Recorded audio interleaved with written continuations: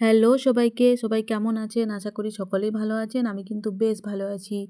তো অনেক দিন পর আবারও চলে এলাম একটা রান্নার ভিডিও নিয়ে। তো এখানে দেখতেই পাচ্ছেন নানা রকমের রং-বেরঙের কত রকম সবজি নামানো আছে।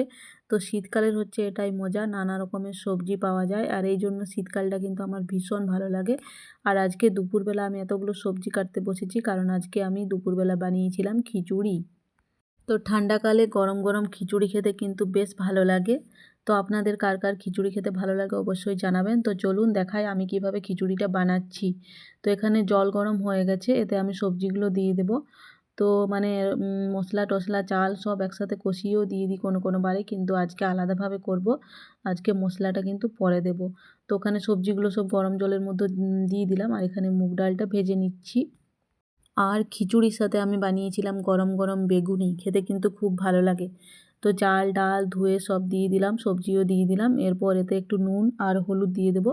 তারপরে মানে খানিকক্ষণ সেদ্ধ হয়ে যাওয়ার পরে তারপরে এর মধ্যে মশলাটা দেব। তো চলুন এটার মধ্যে নুন হলুদ দিয়ে দিলাম, এটাকে এবার ভালো করে মানে অর্ধেকটা সেদ্ধ করে নেব। এই 3টে কাঁচা লঙ্কা দিয়ে দিলাম, কাঁচা লঙ্কাগুলো আমি গোটা গোটা দিই কারণ আমার ছেলে ঝাল খেতে পারে না সেই জন্য।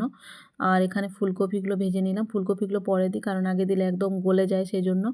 তো দেখুন অর্ধেকটা সেদ্ধ হয়ে গেছে, ওদিকে আমি মশলাটা বানিয়ে নিই ততক্ষণে। তো মশলা করার জন্য আমি দিয়ে দিলাম কড়াইতে তেল, তারপর তেল গরম করে তার মধ্যে দিয়ে দিলাম পেঁয়াজ, তারপরে আদা রসুন জিরের গুঁড়ো হলুদ গুঁড়ো লঙ্কা গুঁড়ো, এইটাই আর কি মশলা। কিন্তু দুঃখের বিষয় ছিল আমার কাছে টমেটো ছিল না, এই যে মাত্র আধখানা টমেটো ছিল। তো এটা দিয়ে আজকে কাজ সারলাম আর কি। তারপরে মশলাটাকে ভালো করে কষিয়ে নিয়ে খিচুড়ির মধ্যে ঢেলে দিলাম। এরপর এটাকে বেশ খানিকক্ষণ ফুটিয়ে নেব, যতক্ষণ না পর্যন্ত একটু একটু শুকনো হবে আর কি। তো এখানে হয়ে গেছে খিচুড়ি। আর খিচুড়ির সাথে গরম গরম বেগুনিও ভেজে নিয়েছিলাম। তো পরিশেষে বলে রাখি খিচুড়িটা কিন্তু ভালো হয়নি। তো ঠিক আছে, সবাই ভালো থাকবেন, টাটা।